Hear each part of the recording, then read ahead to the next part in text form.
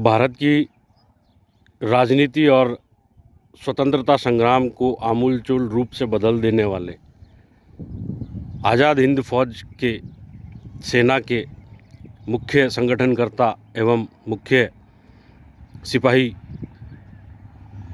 सुभाष चंद्र बोस जी की आज 127वीं जन्म जयंती के उपलक्ष्य में आज हमारे साथ मौजूद हैं बात करने के लिए आज़ाद हिंद अखिल भारतीय सुभाष सेना के राष्ट्रीय महासचिव महेंद्र आर्य जी। महेंद्र आर्य जी का दावा है कि सुभाष चंद्र बोस जी आज जीवित हैं। तो हम उनसे जानना चाहते हैं कि आप किस आधार पर ये दावा प्रस्तुत करते हैं। भारतीय सुभाष सेना के द्वारा नेताजी को जीवित होने की बात 1996 से संत सम्राट सुभाष के द्वारा की जा रही है। संत सम्राट सुभाष ही भारतीय सुभाष सेना के संस्थापक हैं। भारतीय सुभाष सेना बार बार सरकार को अनेकों बार पत्र देकर इस बात के लिए कह चुकी है कि भारत सरकार को चाहिए कि नेताजी जीवित हैं अथवा नहीं, इसकी संपूर्ण रूप से पुष्टि की जानी चाहिए।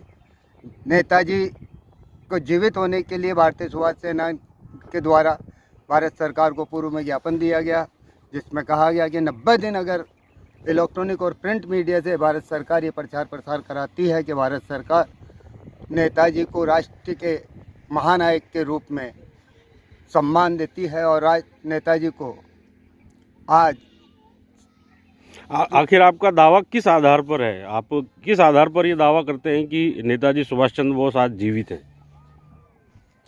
आज तक की किसी भी जांच एजेंसी द्वारा नेताजी की मृत्यु का कोई भी साक्ष्य प्रमाणित नहीं हुआ और अब तो जितने भी साक्ष्य समक्ष आए हैं, ताइवान में विमान दुर्घटना का न होना, ये ऑन दस्तावेज पुष्टि हो चुकी है कि उस दिन किसी विमान ने उड़ान ही नहीं भरी थी साइबेरिया का, और नेताजी को गुमनामी बाबा के रूप में इस बात का होना कि गुमनामी बाबा ही नेताजी थे। तो 1985 तक नेताजी जीवित थे। अब तक किसी भी प्रमाण से ये पुष्टि नहीं होती कि नेताजी की मृत्यु हो चुकी है, जबकि उनके जीवित होने के प्रमाण भारतीय सुभाष सेना के संत सम्राट सुभाष, मुजैना आश्रम के मौनी बाबा, ये सभी उनके जीवित होने के प्रमाण हैं कि मौनी बाबा मुजैना आश्रम वाले ही नेताजी सुभाष चंद्र बोस थे। तो यदि सुभाष चंद्र बोस जी जीवित हैं तो वो मैदान में क्यों नहीं आते, सामने क्यों नहीं आ रहे हैं, प्रकटीकरण क्यों नहीं हो पा रहा है उनका? अब तक की बनी जिस सभी सरकारों ने कभी ये चाही नहीं कि नेताजी सुभाष चंद्र बोस सामने आए। इसका सबसे बड़ा अगर विश्व पटल पे हम कारण देखते हैं तो द्वितीय विश्व युद्ध में आज़ाद हिंद फौज के द्वारा युद्ध विराम किया गया था, ना कि समर्पण किया गया था। नेताजी के सामने आ जाना सबसे बड़ा कारण ही आगामी होने वाले तृतीय विश्व युद्ध का युद्ध विराम का युद्ध आरंभ है। और नेताजी ने अपने अंतिम उसमें कहा भी है कि तृतीय विश्व युद्ध में मैं उसी सैनिक वेश में तुम्हारे साथ कंधे से कंधा मिलाकर ये युद्ध लड़ूंगा और यही मेरा अंतिम राजनीतिक संग्राम होगा। ये नेताजी के मुखारबिन से कहे हुए शब्द हैं। तो आपके कहने का सीधा सा मतलब ये है कि द्वितीय विश्व युद्ध अभी ख़त्म नहीं हुआ है, बल्कि एक नेताजी की तरफ से युद्ध विराम है। नेताजी की ओर से युद्ध विराम है, ये विश्व पटल पे सभी जानते हैं। तो आप क्या कहना चाहते हैं कि तृतीय विश्व युद्ध होने की संभावना है विश्व में? वर्तमान की स्थिति परिस्थितियों को देखते हुए हम ये अनुमान लगा सकते हैं पूर्ण कि तृतीय विश्व युद्ध होना ही है। तृतीय विश्व युद्ध होना ही है। किस आधार पर आप ये दावा प्रस्तुत करते हैं? जैसा कि अभी यूक्रेन और रसिया में जो चल रहा है, अभी UNAGA की मीटिंग के अंदर यूनाइटेड नेशन जनरल असेंबली में भारत का सम्मिलित न होना, रूस का सम्मिलित न होना, चाइना का सम्मिलित न होना, इस बात की पुष्टि करता है कि इसका परिणाम क्या है, तृतीय विश्व युद्ध नहीं तो और क्या। वर्तमान भारतीय राजनीति एवं विश्व की राजनीति को देखते हुए उसके परिप्रेक्ष्य में यदि जैसा आपका तो दावा है कि सुभाष चंद्र बोस जी जीवित हैं, लेकिन जैसे मान लो हम इस आधार पर कहते हैं कि यदि वो जीवित होते, क्योंकि हम नहीं मानते इस बात को, आपका दावा है, हम यदि ये मानते हैं कि सुभाष चंद्र बोस जी जीवित होते तो वर्तमान भारतीय राजनीति और विश्व की राजनीति को किस तरह से आंकलन करते, आपके शब्दों में?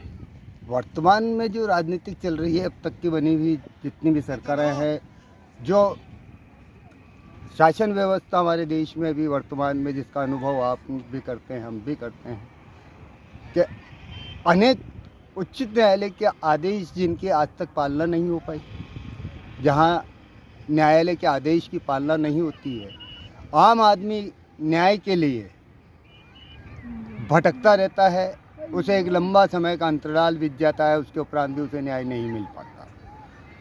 वहीं धनपतियों के लिए रात्रि में न्यायालय नहीं, ये तो ठीक है, हमने मान लिया कि ये व्यवस्था है, ये तो व्यवस्था है भारत की। इस व्यवस्था को किस आधार पर आप, अगर नेताजी की अपनी व्यवस्था होती तो शायद ऐसी व्यवस्था नहीं होती। नेताजी सदैव है जो राष्ट्रीयता को है जो प्रमुखता के साथ में अपनाया था, राष्ट्र ही उनके लिए सर्वोपरि था। जबकि वर्तमान की राजनीति को हम देखते हैं कि वर्तमान की आपको क्या लगता है कि धर्म, जातिवाद, सुभाष चंद्र बोस जी को भारतीय आज़ादी के बाद के भारतीय कालखंड में सुभाष चंद्र बोस को जो स्थान मिलना चाहिए भारतीय राजनीति में, भारतीय समाज में, भारतीय दर्शन में, भारतीय संविधान में, वो स्थान सुभाष चंद्र बोस जी को नहीं मिल पाया है, ऐसा क्यों हुआ? आप इसका क्या कारण मानते हैं? इसका सबसे बड़ा कारण है कि उस समय जो हमारे देश के चाचा बन बैठे, पिता बन बैठे, जिन्होंने देश के आइकॉन को ही बदल दिया, देश के डीएनए को ही बदल दिया, वो इतिहास पढ़ाया गया कि एक ऐसा व्यक्तित्व जो कभी घटित ही नहीं हुआ, जिसे अपने देश के पानी से प्यार न था। जब देश का बचपन भूखा नंगा था, उस समय वो अपने कपड़े भी विदेशों से धुलवा के मंगा रहा था, और वो देश का चाचा हो गया। एक ऐसा व्यक्तित्व जो अभी कुछ समय पहले नरेंद्र मोदी जी की आप कुछ बात भी बता रहे थे कि उनकी पुत्री के संदर्भ में, तो वो क्या घटनाक्रम था? जैसा कि अनीता बोस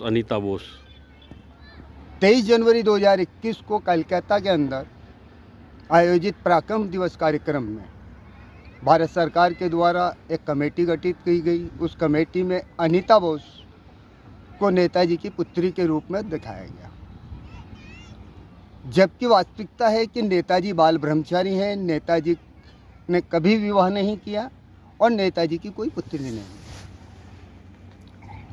अनीता बोस को प्रथम बार जवाहरलाल नेहरू भारत लेके आए थे।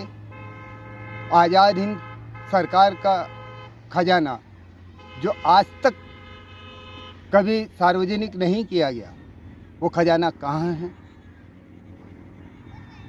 देश जानना चाहता है, क्योंकि वो राष्ट्र की संपदा थी, वो राष्ट्र नहीं। कहा तो ये भी जाता है कि बहुत मतलब जयगढ़ के किले में से जो खजाना मिला या नहीं मिला वो एक अलग चीज़ है, लेकिन उससे कई गुना ज़्यादा सुभाष चंद्र बोस जी का खजाना था, क्योंकि उन्होंने एक बहुत बड़ी सेना का संगठन किया था और धुरी राष्ट्रों के साथ, जर्मनी, जापान और इटली के साथ मिलकर के उन्होंने इंग्लैंड के खिलाफ युद्ध लड़ा था। तो जाहिर सी बात है कि खजाना तो उनका बहुत बड़ा होगा। नेताजी राष्ट्रपुत्र थे, जैसा कि पढ़ाया गया, नेताजी के जीवन काल में दिखाया गया कि नेताजी को स्वर्ण से तोला गया, और जब नेताजी को स्वर्ण से तोला गया, आज हमारे नेताओं में से कौन है जिसे स्वर्ण से तोला गया है? सही बात। तो नेताजी की जनता राष्ट्रपुत्र से कितना प्यार करती थी, इसका आंकलन हम कर सकते हैं कि जहां माएँ अपने पुत्रों को नेताजी को सौंपा करती थी राष्ट्र के लिए, तो वो भावना, राष्ट्रीय भावना जो नेताजी ने प्रत्येक भारतीय में जगह दी थी, उस राष्ट्रीय भावना को आज देश में आज जैसा कि 127वीं जयंती है, माननीय भारत रत्न सुभाष चंद्र बोस जी की आप किस तरह से उन्हें श्रद्धांजलि देना चाहेंगे?